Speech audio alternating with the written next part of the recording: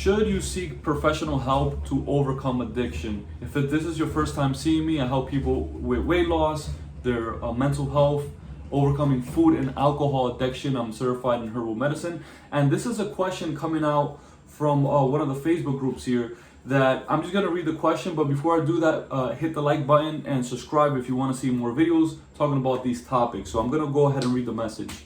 So I've been an alcoholic for over 30 years. I tried to stop a few times. Last time I was successfully sober for 29 days. I'm praying that this time will be different. I'm doing something different. My mindset realized that I've actually choice. You have a choice. I'm educating myself about the harms that it does to the body. I'm journaling. I'm being conscious with my thoughts and emotions.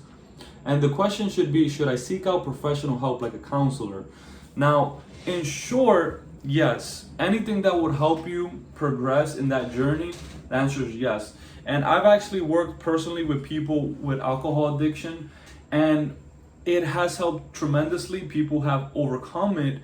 And one of the things that I recommend is focusing also on nutrition, mindset, but also you could consider different medicines to lower the cravings. Because what happens is that when you drink alcohol, you get a reward. It's called endorphins. And every time you drink, you get rewarded for it in your brain, and then your brain starts to crave it and crave it and crave it to the point where it feels like it's a survival instinct, right?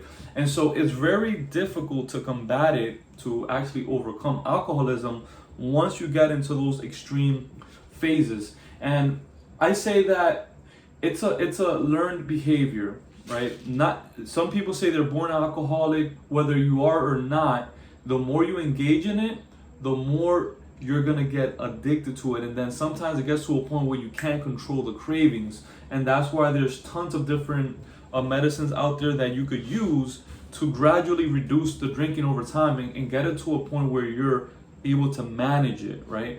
Now, ultimately, you do want to overcome this. You do want to get help, and personal development or self-improvement is best done when you have accountability, because it's easy for us to say, oh, I don't need to do that. I'll do that next week. I'll do that. But what I've seen is that the people who have come out of it, the reason they have done it is because they seeked help.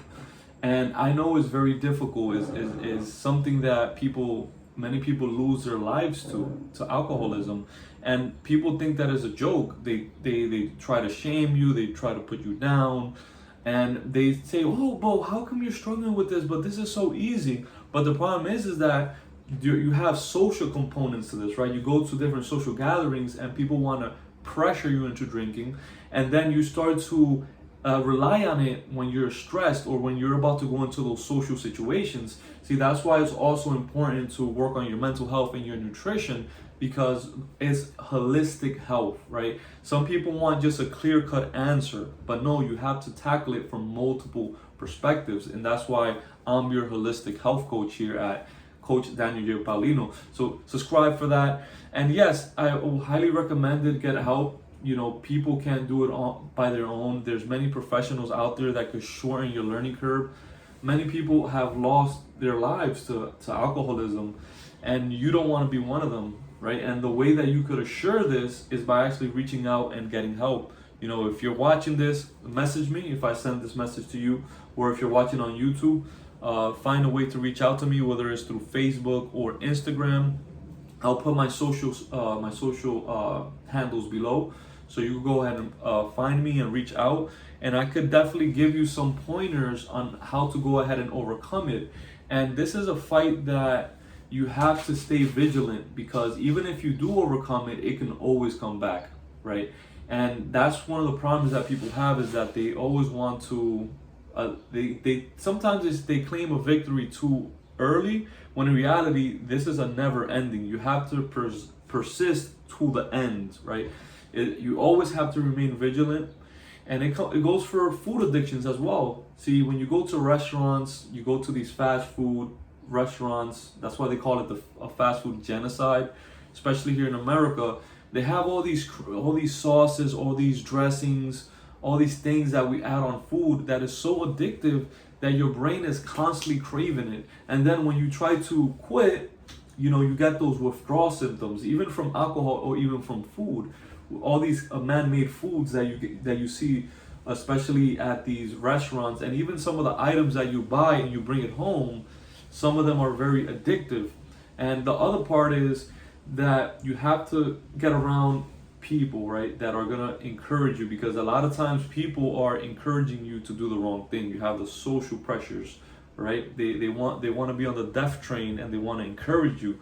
So if you get on that path that you want to heal yourself, you want to stay healthy, they're gonna try to disencourage you, right? Let's say if you weigh 300 pounds, all of a sudden you lose 20 or 30 pounds, they start to shame you, even though you still have a lot more to go. So you have to get around people that are already where you want to be, and who are going to encourage you, and is critical and vital.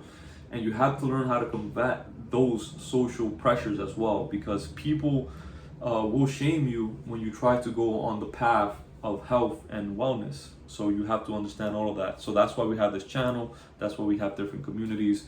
Reach out. See you on the next one.